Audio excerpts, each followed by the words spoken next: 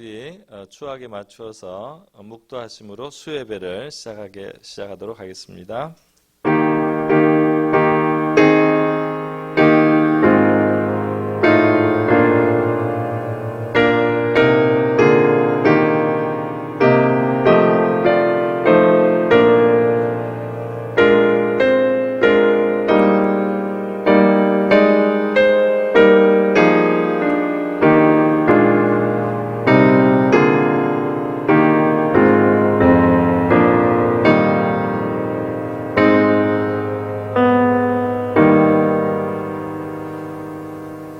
여호와여, 주는 나의 방패시요 나의 영광이시요 나의 머리를 드시는 자이시니이다.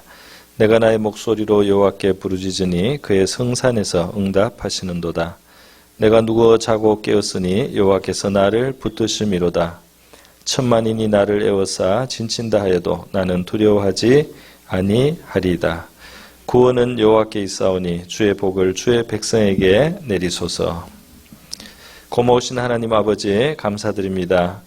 오늘 이 시간도 우리 하나님 앞에 작은 제단을 쌓습니다. 우리 각처에서 또 이곳에서 예배드리는 우리 성도들에게 함께하여 주시옵시고 신령과 진정으로 예배하게 하옵시고 우리 각 사람을 만나주시고 말씀하시고 우리의 심령에 새 힘과 은혜를 주시는 이 시간 되게 하여 주시옵소서. 이 시간을 주님께 의탁하며 예수님의 귀하신 이름으로 기도드립니다. 아멘. 우리 복음송 함께 부르시겠습니다. 오 예수님 내가 옵니다. 같이 부르겠습니다.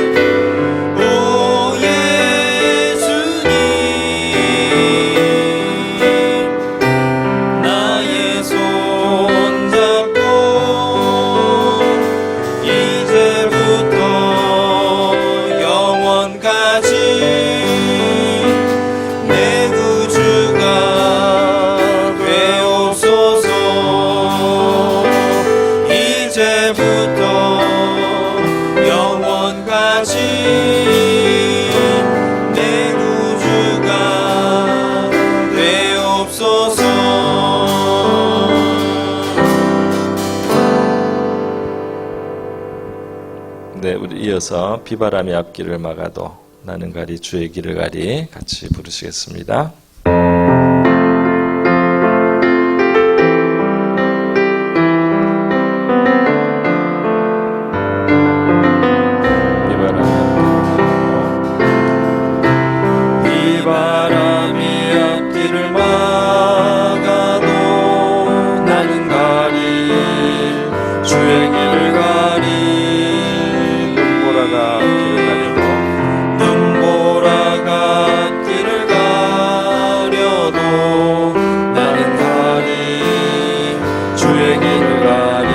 다시 한번 비바람이 앞길을 막아도 비바람이 앞길을 막아도 나는 가리 주의 길을 가리 눈보라가 앞길을 가려도 나는 가리 주의 길을 가리 이 길은 영광의 길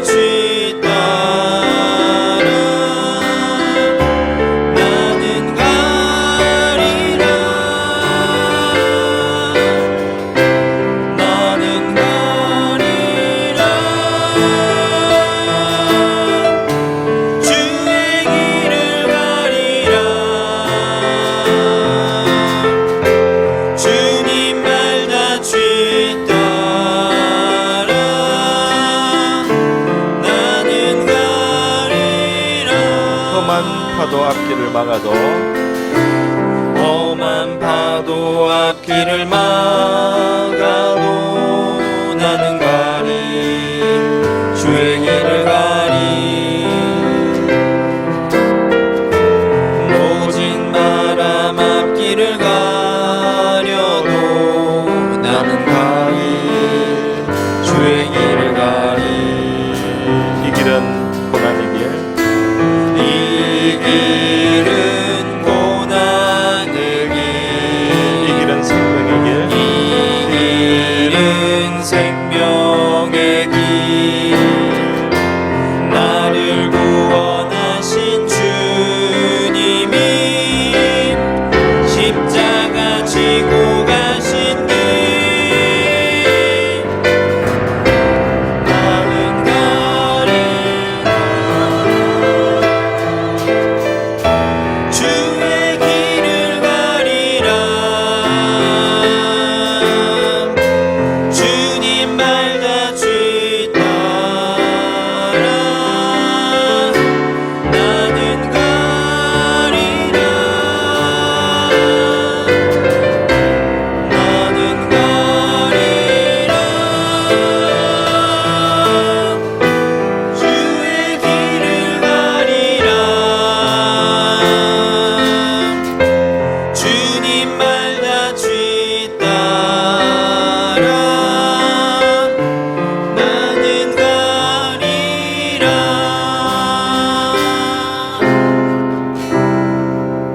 네, 이 시간은 우리 김영미 권사님 나오셔서 우리를 대표해서 기도해 주시겠습니다.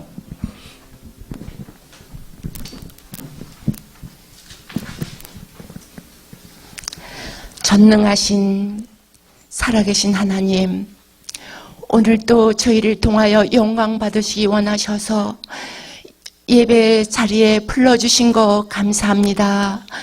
오늘 이 시간 주님이 받으시기에 합당한 예배가 될 수 있도록 저희의 마음을 주님 앞에 내려놓길 원하옵니다.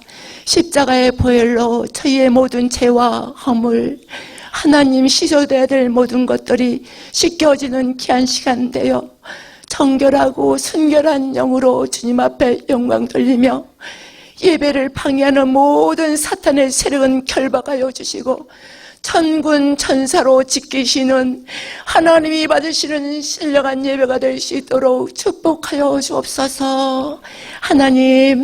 하나님 포모났지만 하나님 지금 이 나라와 온 세계는 코로나로 인하여 알 수 없는 불안과 공포로 하나님 미래를 하나님 너무나 혼란 가운데 있습니다. 하나님 하지만 바라봅니다. 이 혼란 가운데 서 계신 하나님을 바라봄으로 주의 이름을 부르는 자는 구원을 받는다고 그랬사오니 주님을 바라봄으로 이 혼란에서 구원받게 하여 주시고 하나님은 분명히 말씀으로 하나님을 사랑하는 자 곧 그 뜻대로 부르심을 입은 자들은 모든 일이 합력하여 선을 이룬다고 그랬사오니 하나님 이번 기회를 통하여 우리 가정 예배가 살아나고 기도가 살아나고 가정이 살아나는 놀라운 역사가 일어날 수 있도록 도와주시고 하나님 기도함으로 우리가 구원받을 수 있는 주님의 이름을 부르는 자는 구원을 받는다고 그랬사오니 어디에서든지 주님을 부름으로 모든 어려움에서 환난에서 구원받을 수 있는 주님의 보호받을 수 있는 은혜를 누릴 수 있는 귀한 기회가 될 수 있도록 도와주시옵소서. 하나님이 계시는 곳이 바로 천국이요 주님이 원하시는 주님의 나라임을 믿습니다. 주님의 나라가 이루어지기 위해서는 주님을 바라보며 주님을 부르줄 때에 주님은 눈을 맞추며 우리의 소원에 응답하심을 믿습니다. 하나님 이 시간 머리 숙여 기도하는 각자의 소원들은 다 다르지만 주님의 은혜를 구하는 마음으로 기도하는 제목들이 있습니다. 형편과 사정은 다르지만 주님은 아시오니 하나님이여 그 기도를 다 응답하시사 하나님이 오늘 또 살아계시며 기도 역사하시는 사랑을 베푸시는 하나님의 그 기적을 깨달아 알 수 있는 귀한 시간 될 수 있도록 이 예배를 하나님의 말씀을 통하여 구원되어지는 놀라운 살아 생명력 있는 역사가 될 수 있도록 온 마음으로 주님께 영광 돌리시는 귀한 시간이 되게 하여 주옵소서. 하나님이여 하나님이 원하시는 것은 하나님이 우리가 걱정하고 염려하기보다 하나님은 분명히 말씀하셨습니다. 항상 기뻐하라 쉬지 말고 기도하라 범사에 감사하라 이것이 너희를 향한 하나님의 뜻이니라. 하나님의 뜻 가운데 부르심을 받았사오니 우리는 주님 안에서 주님의 누리는 주시는 그 자유를 누릴 수 있는 주님의 택한 자녀가 되어 참 자녀의 삶을 살아갈 수 있는 은혜를 누리고 살게 하여 주옵소서. 이 시간 사랑하는 전 목사님을 통하여서 생명의 귀한 생명의 말씀을 주실 텐데 오병이어의 기적이 나타나는 말씀이 살아 역사되는 귀한 시간이 될 수 있도록 도와주셔서 말씀을 듣는 중에 모든 결박에서 풀려나고 악한 사탄의 세력에서 노임받을 수 있는 하나님이 다스리는 나라 하나님이 자녀가 누릴 수 있는 권세를 회복할 수 있는 귀한 시간이 되게 하여 주셔서 우리의 생명이 살아서 우리의 생명만 사는 게 아니라 하나님 가정이 살고 나라가 살고 이 어려움 속에서 대한민국이 하나님 강대국 사회에서 굳건히 서서 일어나서 나갈 수 있는 하나님이 보호하시고 지키시는 나라라는 걸 우리가 기도로 합력하여 선을 이루어갈 수 있는 깨어있는 우리 모든 성도님들이 될 수 있도록 은혜를 타여 주실 걸 소원하옵고 살아계신 예수님 이름으로 기도드렸습니다. 아멘.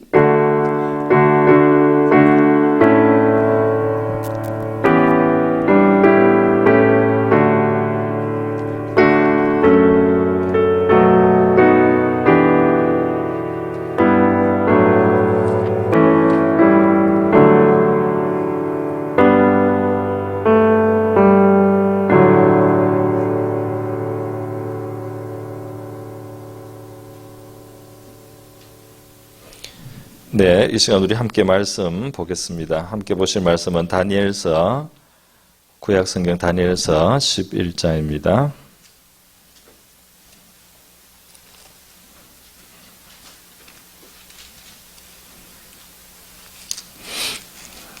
다니엘서 11장 1절로부터 6절까지만 저와 여러분이 한 절씩 교독하시겠습니다.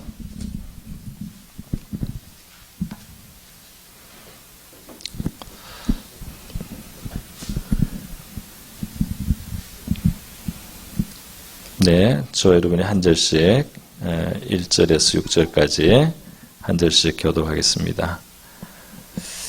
먼저 읽겠습니다. 내가 또 메대 사람 다리오 원년에 일어나 그를 도와서 그를 강하게 한 일이 있었느니라. 이제 내가 함께된 것을 내게 보이리라. 보라, 바사에서 또 새 왕들이 일어날 것이요 그 후에 넷째는 그들보다 심히 부유할 것이며 그가 그 부유함으로 강하여진 후에는 모든 사람을 충동하여 헬라 왕국을 칠 것이며 장차 한 능력 있는 왕이 일어나서 큰 권세로 다스리며 자기 마음대로 행하리라. 그러나 그가 강성할 때에 그의 나라가 갈라져 천하 사방에 나눌 것이나 그의 자손에게로 돌아가지 아니할 것이요 또 자기가 주장하던 권세대로도 되지 아니하리니 이는 그 나라가 뽑혀서 그 외에 다른 사람들에게로 돌아갈 것이니라. 남방의 왕은 강할 것이나 그 군주들 중 하나는 그보다 강하여 권세를 떨치리니 그의 권세가 심히 클 것이요 몇 해 후에 그들이 서로 하나 가리니 곧 남방왕의 딸이 북방왕에게 가서 화친하리라. 그러나 그 공주의 힘이 쇠하고 그 왕은 서지도 못함 권세가 없어질 뿐 아니라 그 공주와 그를 데리고 온 자와 그를 낳은 자와 그때 도와주던 자가 다 버림을 당하리라. 아멘. 네, 제가 다시 한번 짧게 기도하겠습니다. 고모신 아버지 감사드립니다. 오늘 이 시간 우리 다니엘서 11장 말씀으로 성도들과 함께 나누기를 원합니다.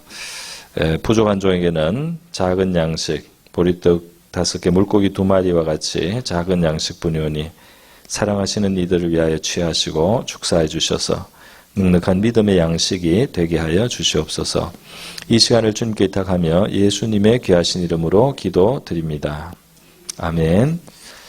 네, 오늘 다니엘서 11장 앞부분에 6절까지만 봉독을 했는데 전체 11장 끝절까지 내용을 좀 설명을 드리겠습니다.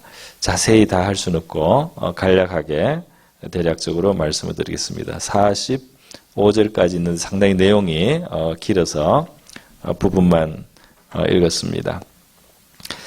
여러분, 오늘 이 본문 말씀을 보면은 다니엘이 10장에서부터 시작된 그가 이제 환상을 보고 또 그에게 영광스러운 인자와 같은 이의 그런 모습을 그가 보게 되고 그로부터 이제 지시를 받는 그 미래에 대한 말씀을 듣고 또 여러 가지 영적인 세계에 대한 설명도 들었습니다. 그게 이제 10장에 그런 내용이 나왔는데요.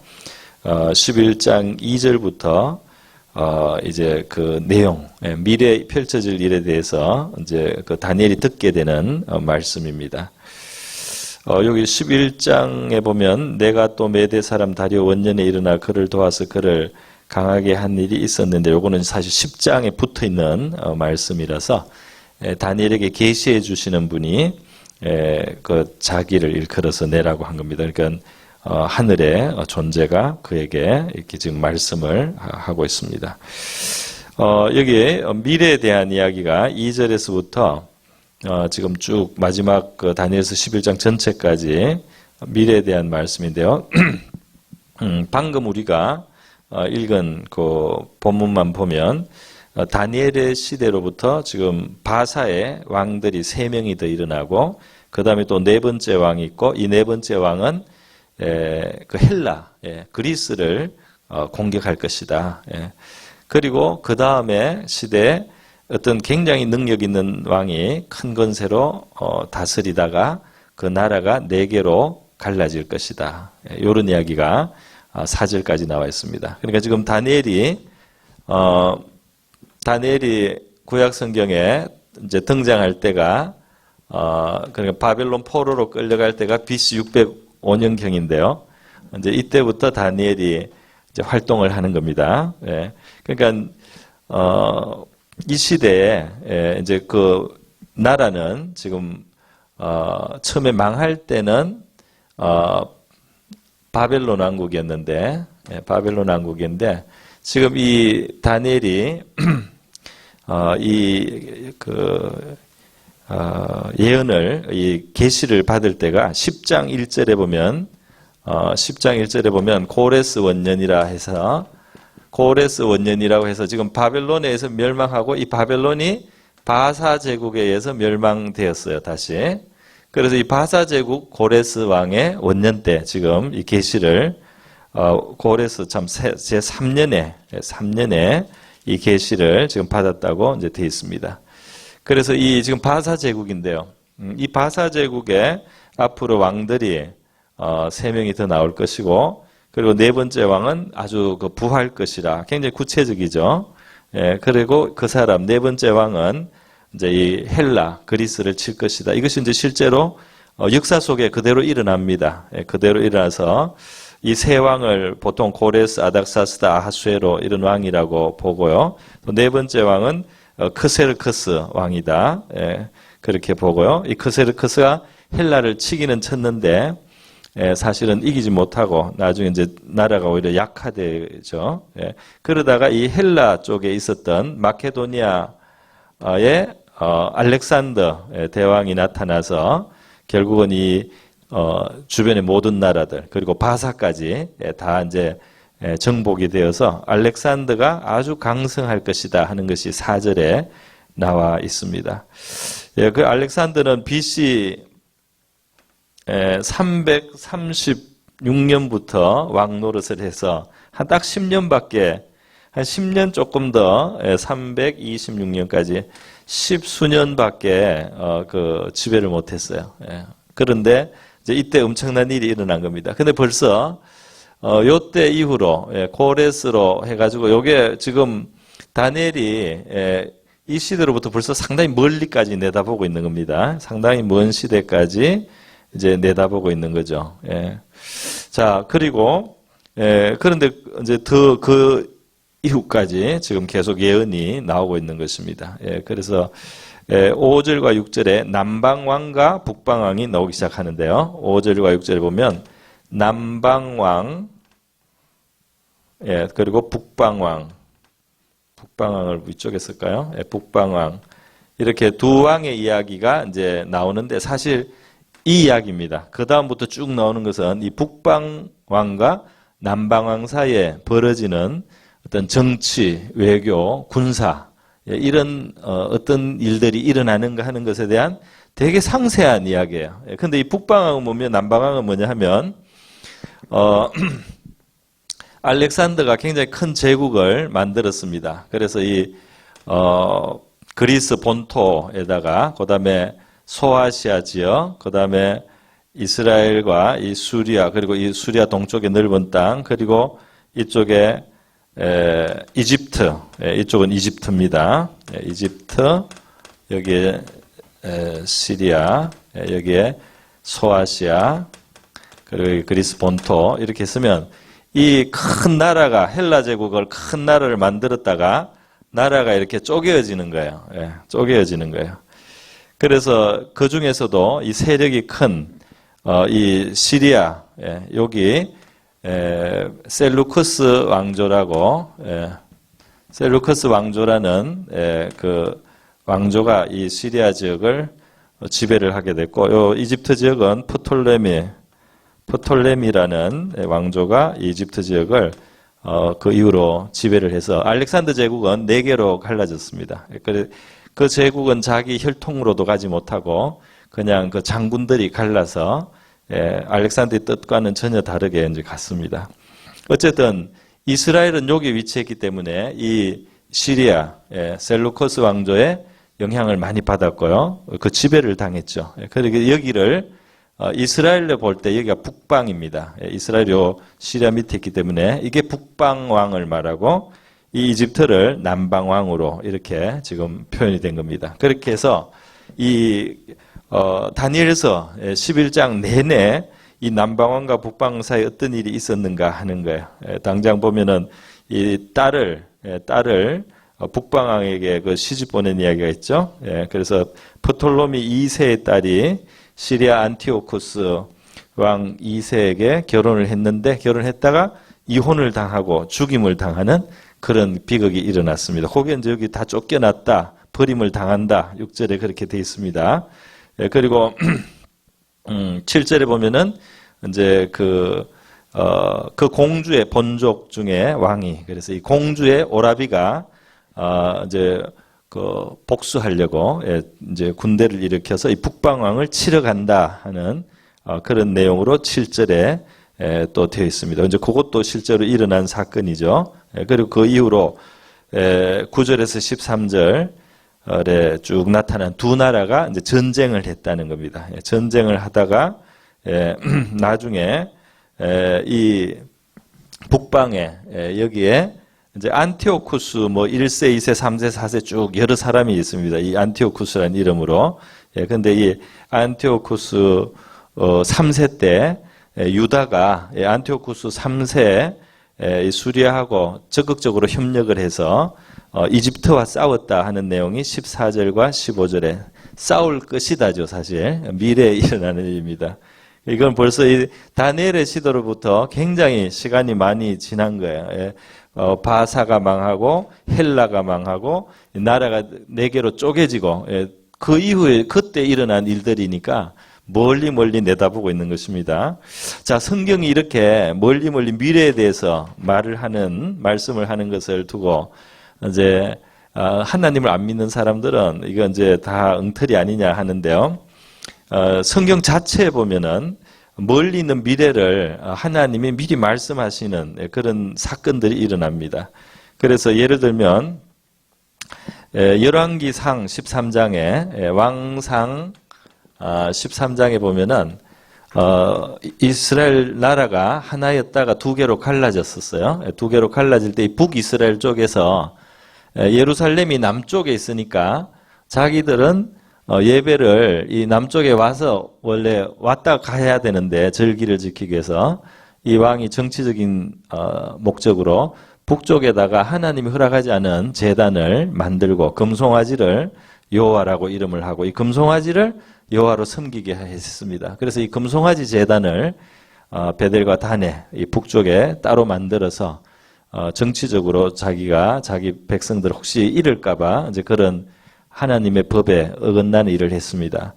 그럴 때 하나님이 유다에 있는 선지자를 보냈어요. 보내서 그 베델의 단을 저주했습니다. 이 베델의 단이 막 쪼개지고 그런 일이 일어났어요. 그럴 때 이 선지자가 예고를 했습니다. 장차 이 유다에서 요시아라고 하는 왕이 나와서 요시아라는 사람이 나와서 여기 있는 제단을 다 청소할 것이다. 청소해 버릴 것이다.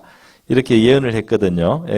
이 예언을 할 때가 BC 722년경 이 나라가 쪼개지고 얼마 안 됐을 때입니다. 그런데 이 요시아가 언제 등장하느냐면 BC 640년에 등장해요.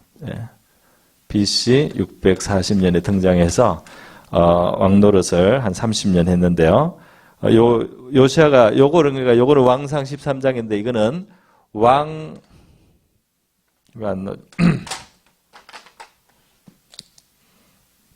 요시아가 실제로 역사에 나타난 것은 왕하 23장에 나타나요. 시대적으로도 상당히 멀죠. 요 64년부터 왕이 시작해서 조금 있다가 좀 철들고 이제 나중에 이게 북쪽까지 정화를 하는 일. 이때 북쪽 나라는 이미 망하고 없어졌어요. 그러나 이 제단은 남아 있습니다. 그럴 때 요시아가 이 북쪽에 잘못된 그 여호와를 금송아지로 만든 이제 그 제단들을 정리하는 그런 일을 하죠. 물론 이제 남유다도 요시아가 깨끗하게 정리를 했습니다. 그래서 한 100년 정도 실제로 움직였을 때는 조금 시간이 더 지났기 때문에 한 100년 정도 미래에 일어날 일을 하나님이 이제 미리 말씀하신 거죠. 성경에는 이제 이런 것뿐 아니라 우리 이사야 예언 선지자 이사야서 이제 45장에 장차 올 어떤 큰 왕을 이방의 큰 왕을 하나님이 이사야 선지자를 통해서 미리 말씀하죠. 그 이름까지 고레스라고 딱 명칭을 했습니다. 고레스를 내가 그 손을 붙들고 그 앞에서 모든 나라의 성문이 열리게 하겠다. 그 숨은 보물들을 내가 고레스 해주겠다. 고레스는 나의 뜻을 성취해서 내 몽둥이가 되어서 여러 열방의 죄들을 심판하는 내 몽둥이 역할을 할 것이다. 이렇게 하나님이 예언을 하셨는데요. 이사야가 활동하던 시기는 대략 잡아서 한 700년경이라고 한다면 대략 잡아서 이 고레스가 실제로 역사에 등장하는 것은 한 550년 정도 됩니다. BC. 그러니까 한 150년 내지 크게 잡으면 한 200년까지 볼 수 있어요. 그래서 150년 뒤에 혹은 200년 뒤에 나타날 사람의 이름을 하나님이 딱 이렇게 불렀다 이 말이죠. 그래서 이 열왕기에 나타나는 이 요시아라는 이름, 또 이사야에 나타나는 고레스의 이름까지 어떨 때는 그 개인의 이름까지 하나님이 지명해서 예언을 이렇게 100년 앞에 또는 200년 앞에 이렇게 하셨습니다. 그래서 여기 지금 북방왕, 남방왕 이렇게 이름은 구체적으로 하지 않고 이렇게 하면서 이제 그 나라의 역사들을 미리 말씀하시는 것은 이제 어려운 일이라고 할 수가 없겠죠. 네. 우리 실제로 성경을 보면 우리 예수님께서 그 하나님의 바로 이러한 미래를 말씀하시는 하나님의 전지하심을 예수님도 보여주신 적이 있습니다. 이사야서는 우리 하나님께서 본 자신을 가르쳐서 내가 참신이라는 그 증거는 내가 미래를 미리 다 말한다는 겁니다. 할렐루야. 예. 그 미래를 누가 알 수 있겠어요? 그 미래는 자유로운 의지를 가진 우리 피조물인 인간도 관련돼 있잖아요. 예. 우리는 자유로운 의지를 가지고 있습니다. 그럼에도 불구하고 그 미래를 다 말할 수 있는 존재가 누구겠습니까? 예. 그러니까 하나님의 우리가 상상할 수 없는 하나님의 능력입니다. 그죠? 우리는 자유로운 의지를 가지고 움직이는데 그 미래를 하나님은 다 내다보셔서 말이죠. 그 미래를 미리 다 지나간 일처럼 예고를 다 하셔가지고 그래서 그 미래를 말씀하시는 바로 하나님의 살아계신 참신이라는 거예요. 네. 성경은 그것을 말합니다. 그런데 이것은 민족과 나라의 이야기만 하는 것이 아니고 우리 한 사람 한 사람 개인을 향해서도 하나님은 우리의 미래에 대해서 아시고 말씀하신다는 겁니다. 예, 그래서 예수님이 베드로를 보시고 장차 개바라 하리라 이런 이름도 주시면서 이 베드로를 기둥으로 아주 반석으로 그렇게 내다보셨습니다. 그래서 항상 이렇게 실수를 많이 했는데 베드로는 항상 좀 이게 응성했어요. 응성해가지고 우리가 뭐라고 합니까? 엄벙덤벙이라고 합니까? 이 사람이 약간 모자랍니다. 그래서 약간 실수를 많이 하고 좀 지나치기도 하고 이런데 그 베드로를 반석이 된다. 그리고 이제 이 반석 위에 내 교회를 세우겠다 하셨을 때 베드로의 믿음의 고백 위에 반석을 세운다는 뜻도 되지만 베드로가 교회의 반석 같은 역할을 한다는 의미도 그 안에 이렇게 담겨 있는 거죠, 사실. 그래서 베드로의 미래를 하나님은 주님께서는 굉장히 긍정적으로 말씀해 주셨어요. 그죠? 이렇게 하셨지만 또 그가 연약한 것도 아셔서 그가 큰 어떤 예수님 앞에 자기가 대단히 어떤 충성되다는 것을 이렇게 어필을 하고 이렇게 할 때 닭이 2번 울기 전에 너가 나를 3번 부인할 것이다. 이렇게 베드로의 약함도 다 알고 계셨습니다. 그의 약함, 그의 어떤 실족할 것까지 미리 내다보셨단 말이죠. 그래서 주님께서 우리를 부르셨을 때 주님 우리를 모르고 부르시는 것이 아니고 우리를 아시고 부르시며 우리의 약한 것까지 아시고 부르시고 우리가 때로는 그 베드로가 모른다고 부인하는 것은 정말 굉장한 흠이 되죠. 베드로에게 그 제자 중에 넘버 1 제자인데 주님을 모른다고 부인하고 그렇게 이제 저주하고 맹세하면서 예수님을 부인하는 그 정도의 그 연약함을 예수님이 아셨는데도 불구하고 그 베드로를 끝까지 함께 해주시고 또 그 발을 씻겨주셨습니다. 할렐루야. 떡을 같이 떼시고 발을 씻겨주셨다면요. 몇 시간 후에 자기를 부인할 줄 아세요. 그래도 그 발을 씻겨주시는 주님의 그 사랑이 또 그 인자하심이 그 넓은 마음이 저와 여러분에게 구원이 되는 줄 믿습니다. 그 주님이 아시면서도 우리를 용서하셨고 용납하시고 또 부르셨고 우리에게 기회를 주시고 이렇게 하기 때문에 그리고 예수님께서 베드로에게 젊어서는 마음대로 다녔는데 늙어서는 사람들이 너를 띠를 띠고 너를 원치 않는 것으로 끌고 가고 네가 두 팔을 벌릴 것이다 하고 베드로가 순교할 장면까지 예수님이 말씀해 주셨어요. 그래서 이렇게 전능하신 분이 우리를 부르셨다는 이 사실은 참 놀라운 일입니다. 그리고 그분이 우리의 약함을 아시고 우리의 부족함을 아시고도 우리를 용납하시고 불러주셨기 때문에 바로 그분께 우리의 구원이 안전하게 있는 줄 믿습니다. 네.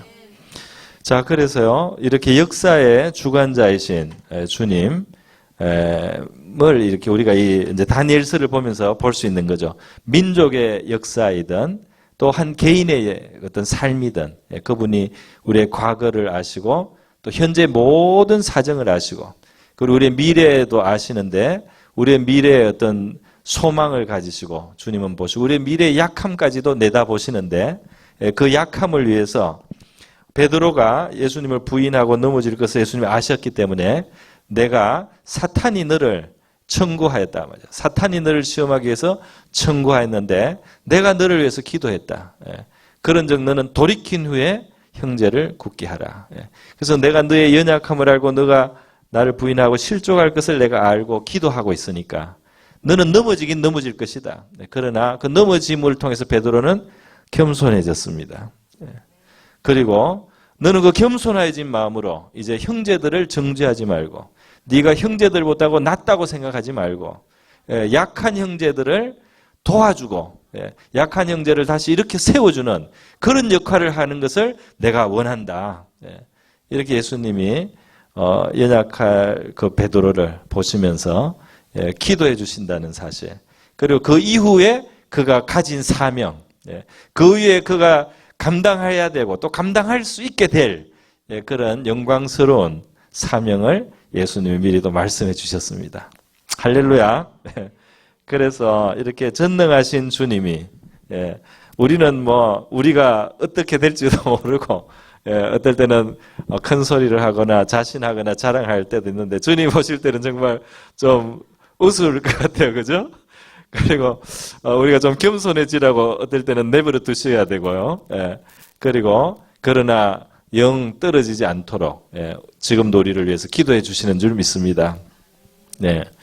자, 그래서 이 민족의 역사든 개인의 역사든 그 미래를 내다보시되 이렇게 이미 이렇게 사진을 펼쳐서 보듯이 환하게 보시고 있다는 거죠. 네. 오늘 이 내용을 다 이렇게 설명하려면 너무 길어요. 아주 이런 데 대해서 옛날부터 이미 학자들이 연구를 많이 해놨기 때문에 이 프톨레미 왕조 또 시리아의 이 셀루쿠스 왕조 여기 안티오쿠스라는 이름이 많다고 했죠. 이 두 나라 사이에 일어난 많은 일들, 이 나라들이 서로 때로는 좀 가까워졌다가 때로는 싸우고 그리고 복수하고 막 이렇게 하는 그 역사들이 있습니다. 그리고 이게 싸우다가 이 셀루쿠스가 이 프톨레미를 거의 다 죽이고 완전히 먹을 뻔하고 또 어떨 때는 잠시 먹었어도 이 다른 나라, 이 헬라의 나라들이라니 다른 나라 또는 로마 이런 나라들이 나중에 끼어들어서 그걸 먹을 걸 못 먹어요. 그리고 먹은 걸 금방 토해내고 또 돌아갑니다. 그런 일들이 여기 기록이 되어 있습니다. 그리고 그런 사건들이 일어났고 이제 그럴 때 안티오쿠스 4세라는 이 셀루쿠스의 이 시리아의 왕은 자기 그런 이 이집트를 정복하는 그런 야망이 거의 성취되다가 좌절되고 좌절될 때마다 이 분노를 이 예루살렘에 풀었어요. 그래서 이 돌아가는 길에 전쟁을 하고 거의 다 이겼다가 헬라가 개입하거나 로마가 개입해서 이걸 놓고 갈 때 지나가는 길에 여기 유대가 있지 않습니까? 자기 나라는 유대 위에 있거든요. 그래서 이렇게 가는 길에 예루살렘을 꼭 들러서, 물론 이제 자기가 이미 지배하고 있죠. 강요를 하는 겁니다. 유대인들이 받을 수 없는 일들을 강요를 하는 거예요. 그래서 여기 예루살렘 성전에 여기에 주피터 신을 세워라. 그리고 앞으로 돼지고기 먹어라. 그래서 막 억지로 그 성직자들의 입을 열어가지고 돼지고기를 입에 쳐넣은 적도 있어요. 제우스 신상을 세우기도 하고요. 그리고 안식일을 못 지키게 하고. 이렇게 해서 이 백성들이 이만저만 그 고통을 당한 게 아닙니다.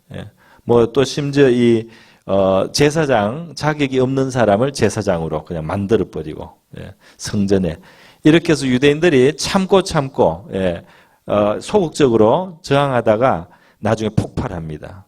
그 폭발이 일어나서 나중에 이스라엘 나라에 잠시 독립이 오는 시절이 있어요. 그게 2세기에 BC 2세기에 독립이 옵니다. BC 2세기에 지난번에 한번 제가 설명했는데 마카비라는 집안이 있어요. 이 마카비 집안에 아버지와 5 아들이 있는데 이들을 중심으로 이스라엘이 사람들이 힘을 모아가지고 이 전쟁을 해가지고 물리치는 거예요. 그래서 BC 한 170년경에 나라를 세웁니다. 나라를 세워가지고 독립을 합니다. 그 독립이 좀 상당히 아주 오래는 가지 않았지만 이 독립된 상태로 좀 시간을 좀 얻었어요. 그래서 그런 시간이 있었단 말이죠. 이것이 이 마카비가 결국은 또 BC 한 63년경에 이제 이 왕국도 로마에서 망합니다. 그러나 일시적이었지만은 한 100년 정도 독립국이 됐었단 말이죠. 그러니까 이 안티오코스 에피파네스라고 하는 아주 악독한 핍박자가 아주 그 이스라엘의 신앙과 종교를 무시하고 자기를 하나님이라고 하고 이렇게 무지막지하게 핍박을 했을 때 하나님께서 이 사람의 힘이 아주 기세가 등등하고 이 사람은 굉장히 음흉한 사람이에요. 그리고 굉장히 그 약속을 깨면서 그리고 음모를 꾸미고 하는 그런 사람입니다. 그런 아주 잔악한 악의 어떤 화신과 같은 사람이에요. 그리고 자기를 하나님이라고 칭하고 그런 사람이 에게 완전히 하나님 백성이 당해서 살 길이 없어 보였을 때 사실은 이 나라가 끝이 납니다. 그러니까 이 안티오코스 에피파네스가 불과 왕노를 10년 정도밖에 못하고 날아가는 거죠. 날아가고 오히려 독립전쟁이 일어나고 이스라엘 유대 왕국이 재건이 됩니다. 어느 일시적인 한 세기 정도밖에 안 되지만 나라가 회복이 되었다. 이 회복된 나라를 하스모니안 왕국이라고 하는데요. 유대의 정치, 종교, 모든 군사 외교를 독립을 한 그런 독립국을 만들었어요. 그래서 이 나라가 영속적으로는 가지 않았지만 이 나라가 존재했다는 것은 이스라엘 백성들에게 굉장한 어떤 희망의 신호탄이라고 할 수 있습니다. 어떤 압박이 와도 어떤 어려움이 와도 어떻게 우리를 짓밟아도 하나님이 우리를 다시 일으킬 수 있다는 그 증거가 된 것이 바로 이 마카비를 통해서 일어난 이스라엘의 독립이었어요. 그러니까 이것이 영속적이지는 않았지만 이 하나님이 역사 속에 보여주신 이 2가지 큰 거, 안티오코스 에피파네스라고는 무지막지한 신성 모독자, 하나님 백성을 적대시하는 신성 모독자에게 당할 때 하나님의 나라가 다시 일어설 수 있다는 그것을 보여주신 것입니다. 그래서 이것은 사실 하나님 입장에서는 역사 속에 한 단막극이었어요. 그런데 이 사건은 하나의 하나님으로 볼 때는 나중에 일어날 큰 역사의 예고편과 같고 압축판과 같다 이렇게 말할 수가 있겠습니다. 그래서 말세에 하나님의 백성들이 이 신성 모독적인 세상과 세상 권세에 의해서 짓밟히게 되고 그리고 배도를 강요당하게 되고 굉장한 고통을 당할지라도 다시 하나님의 나라가 그것을 극복하고 승리자가 될 것이라는 그 예고로 하나님은 이 사건을 이제 사용하시게 되는 겁니다. 할렐루야. 네. 자, 그래서요, 이 세상 권세가 뭐 늘 시끄럽고 늘 막 이 북방학 남방학 이야기 읽으면 막 정신이 하나도 없어요. 막 괴휴를 하고 막 하고 너무너무 시끄러워요. 그 이제 세상 나라의 세상 권세, 세상 영광은 그런 거다라는 것을 이제 보여주는 거죠. 예. 그런 틈바구니 속에 하나님의 백성들이 고생도 하고 시달리기도 하지만 그 속에서 용맹함도 나타나고 지혜로움도 나타나고, 예, 그들의 속에서 하나님의 역사가 나타난다는 그 내용이 이 다니엘서 10장 한 32절, 33절 이런 곳에 이제 나타나고 있습니다. 예, 그래서 그 거룩한 곳을 가정한 것이 세워지고 더럽혀지고 이렇게 하지만 또 그 백성들을 타락시키고 하지만 오직 자기의 하나님을 아는 백성은 강하여 용맹을 떨치리라. 예, 백성 중에 지혜로운 자들이 많은 사람을 가르칠 것이다. 이런 내용들이 이제 나오고 있습니다. 그래서 이 마카비 그걸까지 내다보고 있는 거죠. 예, 그러니까 정말 멀리 내다보는 거죠. 예, 이 다니엘 시대로부터 상당히 멀지 않습니까? 그죠? 네. 450년이 그 멀리 뒤까지 이제 내다보고 있단 말이죠. 그런 것을 우리가 보게 됩니다. 제가 지난주에 다니엘서 10장의 내용을 대략 간단하게 말씀드리면서 거기에 이 천사 미가엘도 나오고, 천사장 미가엘도 나오고, 헬라 군국 또 바사 군국 이런 이름들이 나와요.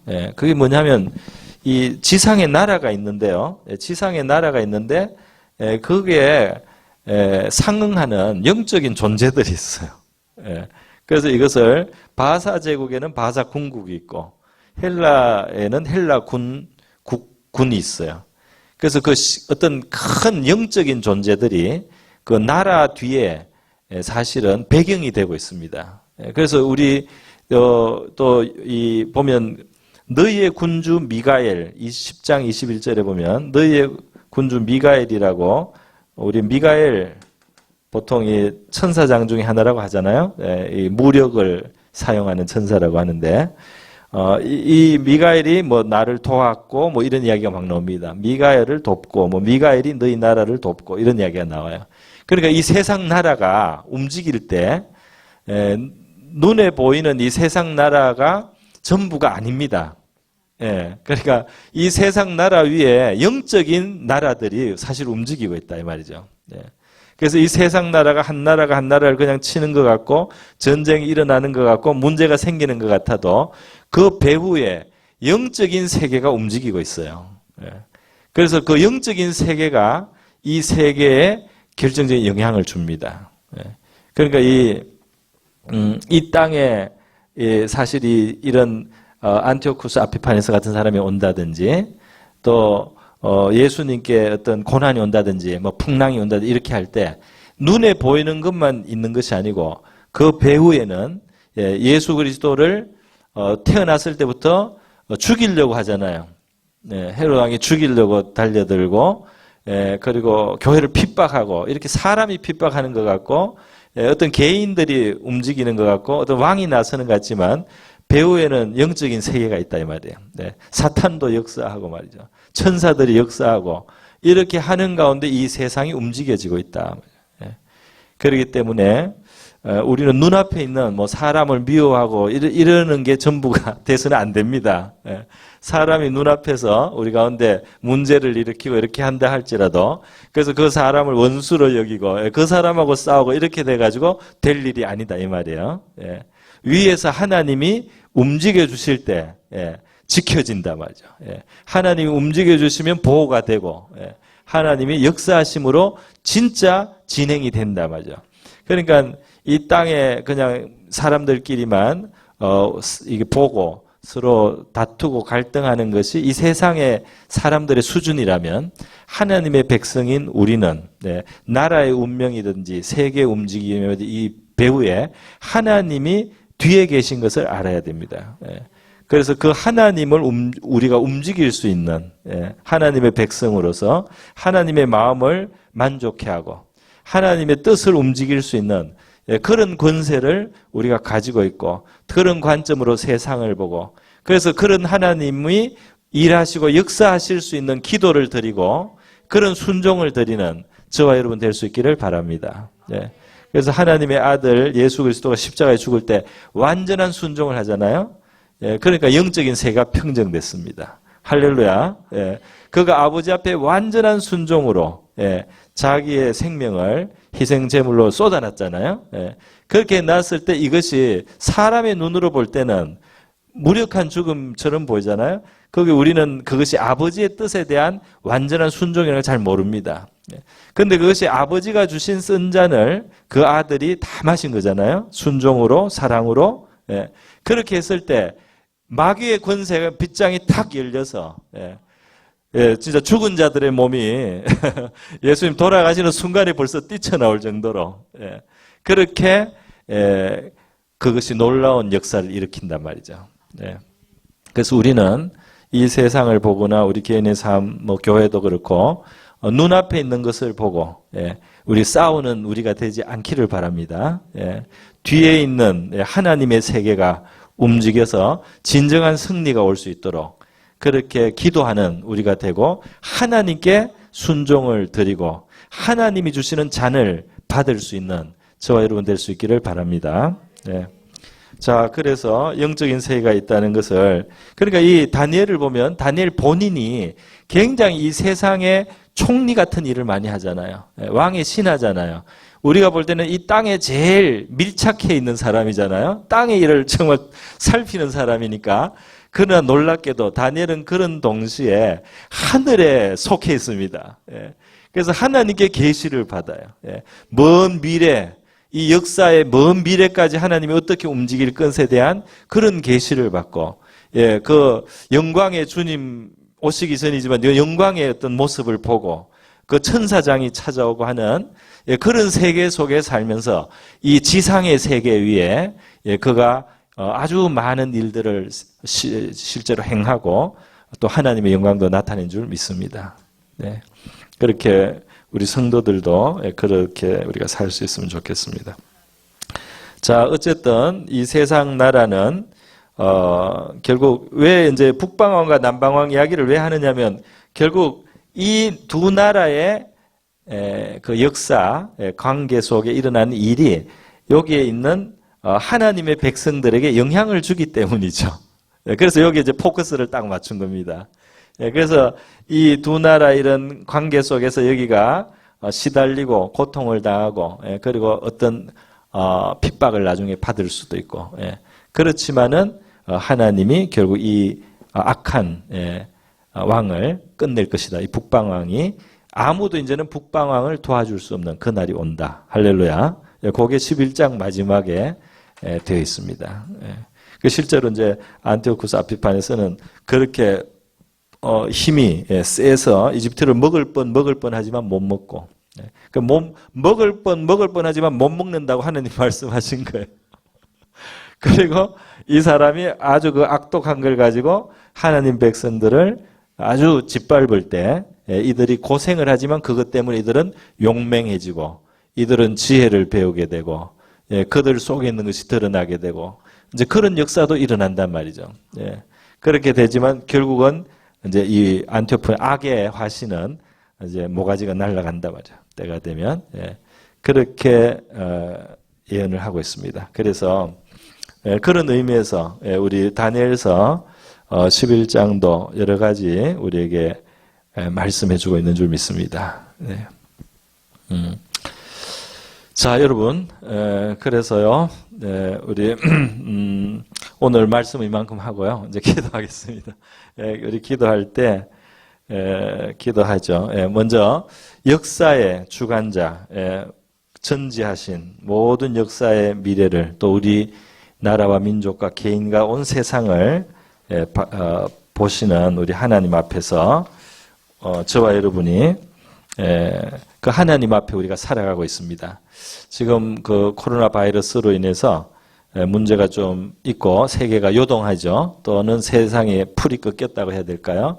이렇게 모든 것을 할 수 있는 것 같은 세계였는데 한순간에 꼼짝도 못하는 정말 강대국도 꼼짝도 못하죠.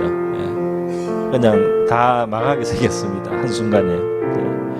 이런 크신 하나님 앞에 하나님이 요구하시는 참된 돌이킴, 회개라고 할까요? 겸손이라고 할까요? 그런 길로 우리 개인과 또 우리 교회와 또 민족들이 돌아갈 수 있도록 우리 기도하면 좋겠습니다. 그리고 바로 이러한 하나님께 속한 우리 하나님의 백성은 비록 약하게 보이지만 하나님의 관심에 초점이 있습니다.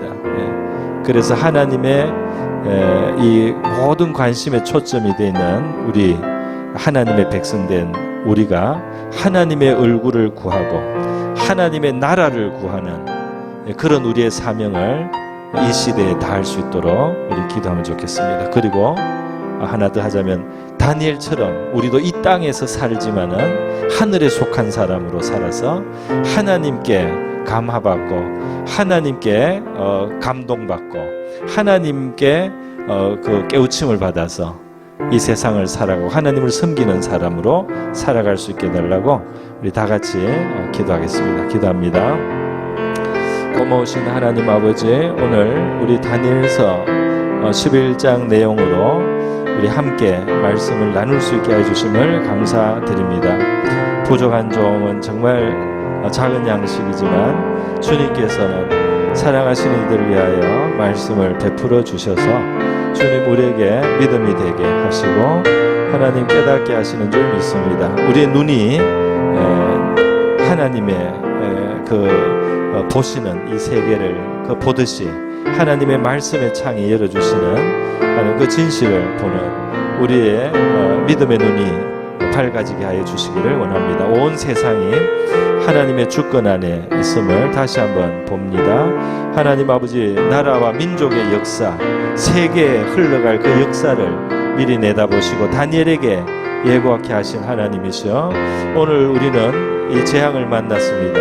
주님이서 이 질병으로, 전염병으로 온 세상이 여기에 큰 충격을 받았습니다. 하나님의 말씀대로 하나님 아버지, 많은 아버지 이 지상에 큰 무리들이